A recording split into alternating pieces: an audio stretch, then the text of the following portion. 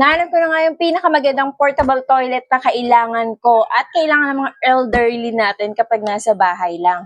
Magagamit talaga to ng mga mas matatanda natin kasama sa bahay kasi yung iba sa kanila nahihirapan na talaga pumunta sa mga CR. So kapag may portable toilet ka, ididikit mo lang yung malapit or ilalagay mo na lang siya malapit sa kama nila. Hindi na to kasing liit ng mga nakasanayan natin na Arinola. Kasi ito, mas pina-level up.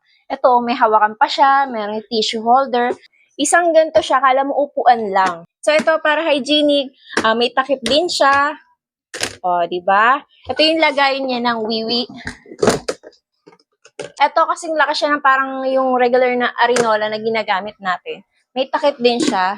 Kaya kung medyo napuno nyo na to, pwede nang itapon sa CR at linisan. Tapos pwede nyo na ibalik. Kung gusto nyo rin ito for personal use o kaya naman pang regalo nyo sa mga nanay, tatay nyo na nasa bahay na nahihirapan na mag-CR at gusto nila ng portable na toilet, nasa comment section na link.